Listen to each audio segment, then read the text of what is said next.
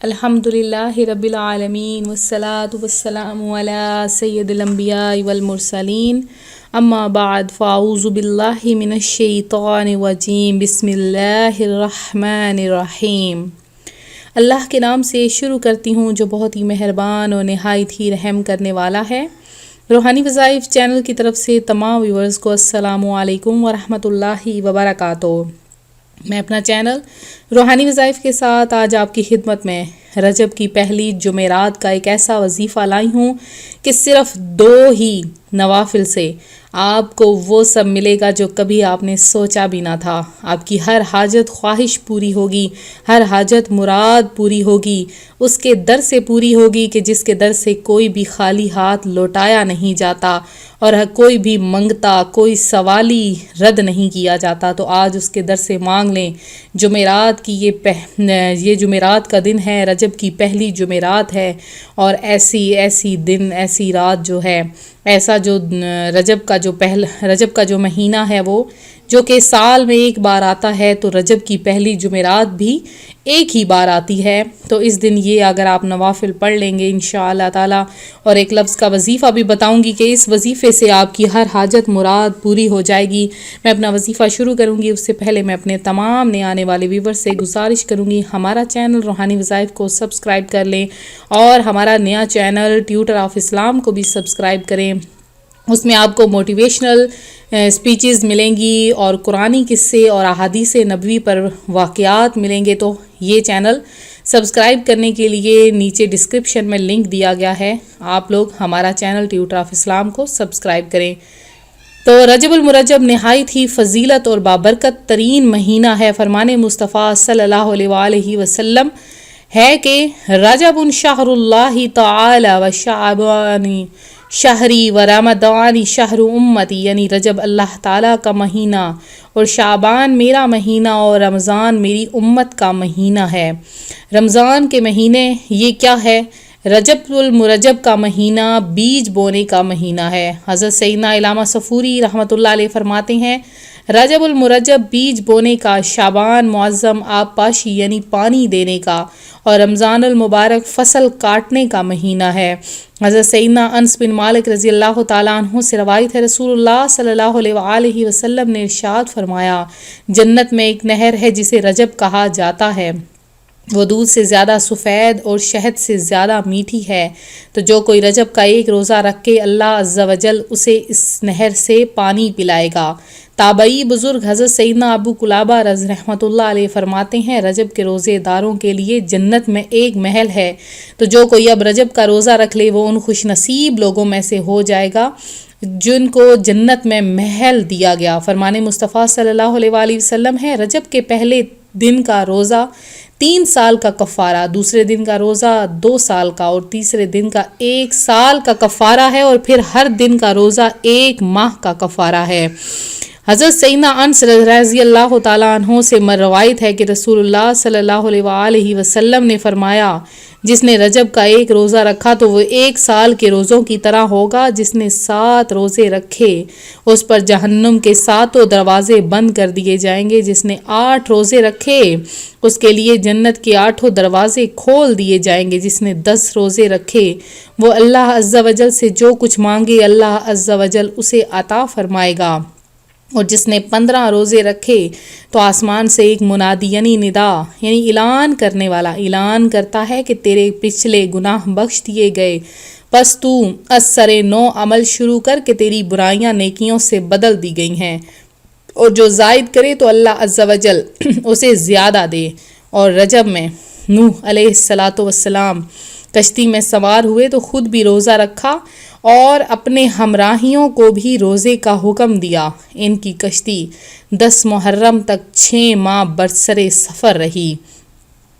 اب ایک روزے کی جو شخص صرف ایک روزہ رکھنا چاہتا ہے، زیادہ روزے نہیں رکھ سکتا، اس کی بھی فضیلت سن لیں کہ حضرت علامہ شیخ عبدالحق محدث دہلوی علیہ رحمۃ اللہ القوی نقل کرتے ہیں سلطان مدینہ قرار قلب و سینہ صلی اللہ علیہ وآلہ وسلم کا فرمان باقرینہ ہے، ماہ رجب حرمت والے مہینوں میں سے ہے، اور چھٹے آسمان کے دروازے پر اس مہینے کے دن لکھے ہوئے ہیں، اگر کوئی شخص رجب میں ایک روزہ رکھے اور اسے پرہیزگاری سے پورا کرے تو وہ دروازہ اور وہ روزے والا دن اس بندے کے لیے اللہ عز و جل سے مغفرت طلب کریں گے اور عرض کریں گے یا اللہ عز و جل اس بندے کو بخش دے۔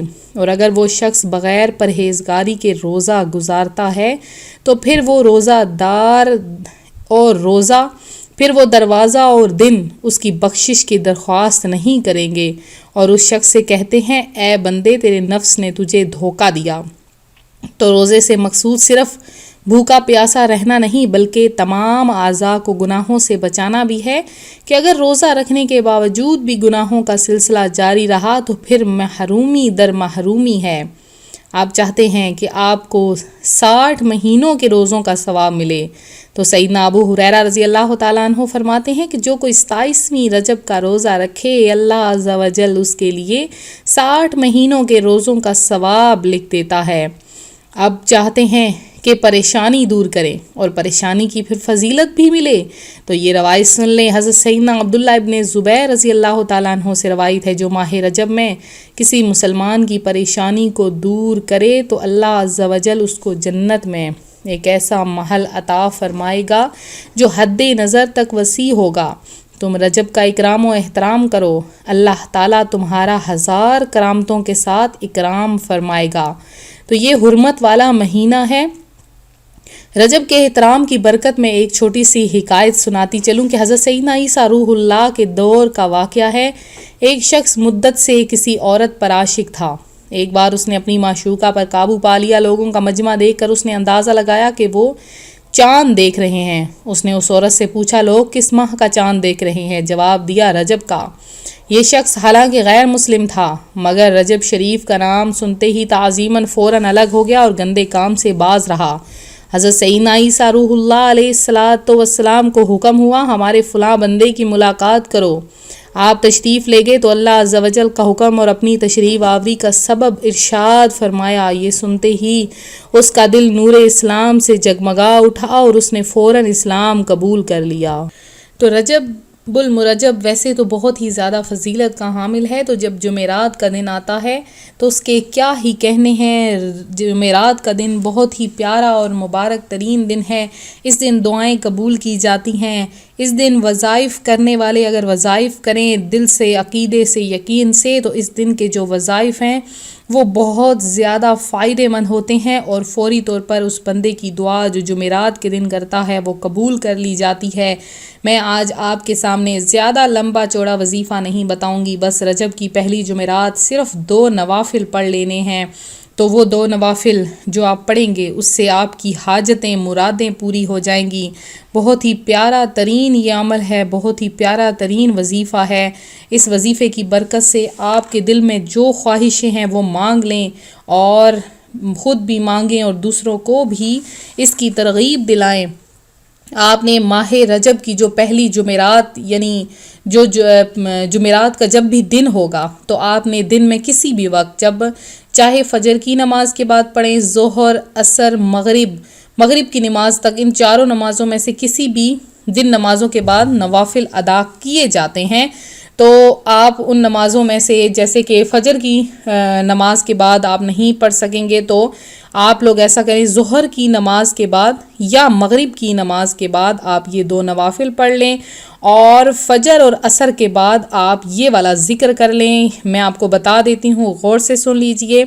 تو ظہر اور مغرب کی نماز کے بعد آپ نے 2 رکعت نفل پڑھنے ہیں بندگی اللہ تعالیٰ کی، اور اس طرح سے نیت کرنی ہے کہ یا باری تعالیٰ ہم رجب کی جو پہلی جمعرات ہے اس میں اپنی فلاں خواہش پوری کرنے کی نیت سے ہم یہ 2 نفل کی نیت کرتے ہیں۔ پھر بندگی اللہ تعالیٰ کی کہہ کر آپ 2 نفل شروع کریں۔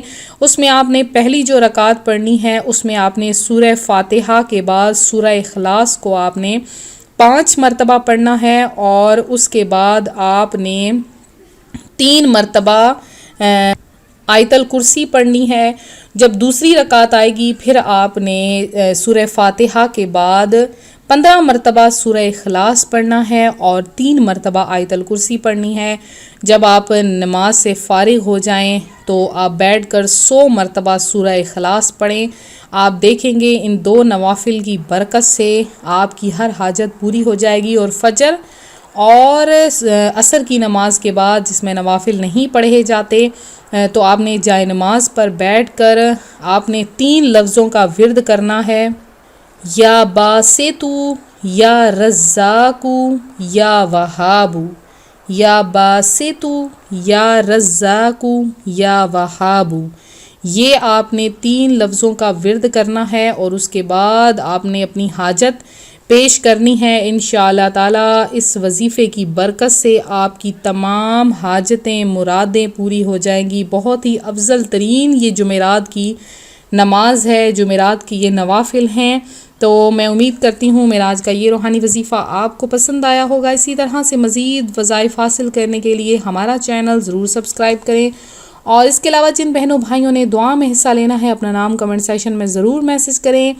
رجب المرجب کی ہر دن میں خصوصی دعاؤں کا اہتمام کروایا جا رہا ہے، تو آپ کا نام بھی خصوصی دعا میں شامل کیا جائے گا۔ اپنا نام شامل کروائیں اور دعاؤں کی لسٹ میں شامل ہو جائیں۔ ملتے ہیں اپنے اگلے وظیفے کے ساتھ، دعا میں یاد رکھیے گا، اپنا خیال رکھیے گا، فی امان اللہ۔